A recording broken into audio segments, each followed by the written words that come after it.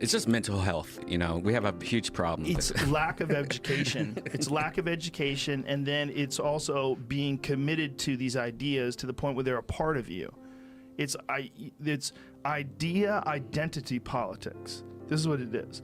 When you believe in an idea so much that you don't, and I've been guilty of this, and I think everybody has at one point in your life, you've been guilty of not really looking at it for what it is, but instead looking at it for what you want it to be and for what you've already committed yourself to believing in. That's a big part of the problem. A big part of the problem with people is you commit yourself to believing in something. And then when you commit yourself to believing in something, anything that's contrary to that belief gets fought viciously. You shut it down, you interrupt by all means necessary, you mock it, you deride it, you don't examine it objectively. You don't look at it objectively. You just look for a way to shoot it down, look for a way to shit on it, look for a way, if it any, fall back on the government lies all the time. I never believe them. Fall back on all these different positions. But at the end of the day, if you look at it from just like, well, okay, what's the most likely thing? The most likely thing is it's round. They figured it out. They know it's round. You can see it from space. They've taken pictures of it. People have absolutely flown in the space station. There's videos of the thing landing out of the sky, people pulling people out of the water. They've gone into space, okay? They've taken pictures. This is all real. There's satellites, they're real. If you get satellite radio, it's real.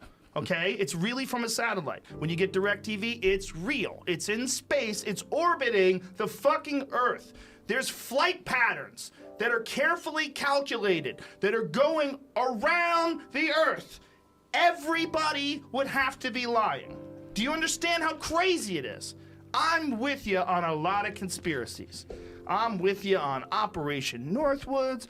I'm with you on the Gulf of Tonkin. Shit, you get me high enough, I'll go Area 51 on you. I'll go Bob Lazar. I'll go deep on some who the fuck knows wacky shit. Till you get to the Earth being flat, and that's when I go, you're just chasing your tail. You're chasing your fucking tail. Angry little pricks calling me a shill. They're just Jamie, trolls. you got your round earth shill shirt on. Oh. What a perfect advertisement. This is an advertisement show.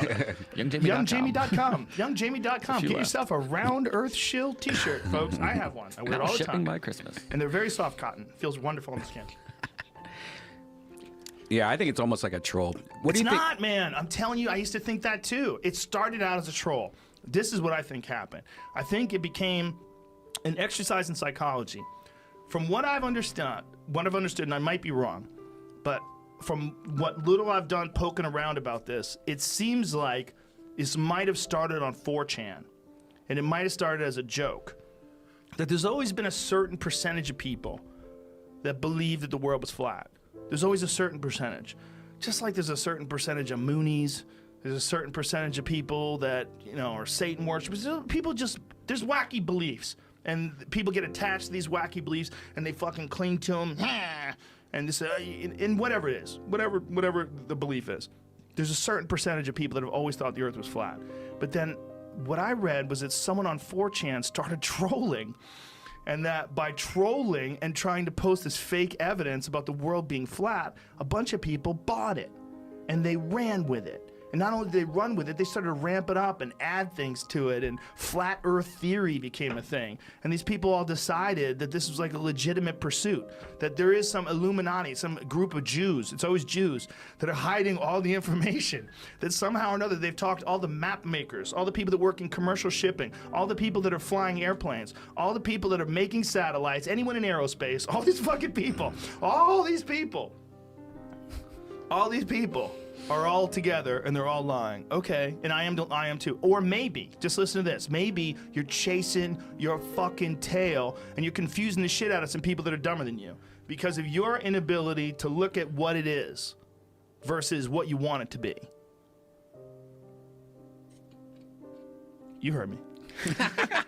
I'm not right about everything. Don't get me wrong. Oh, Rogan, you fucking... I'm right about this. There's no fucking reason why someone would lie about the shape of the planet. There's no benefit in it. There's no reason why anybody would conceal that information. There's no benefit. If someone found out the Earth was flat, they would be fucking singing it from the rooftops. Any real scientist. any real person who's been in the space station, any real person who's flying the space shuttle. They're real. I know you're like, oh, you don't know them. I've met them. I had that Chris Conrad guy. Is that his name? Chris Hadfield. Chris Hadfield. Forget his fucking name. Commander Chris. I blame the weed. Chris Hadfield.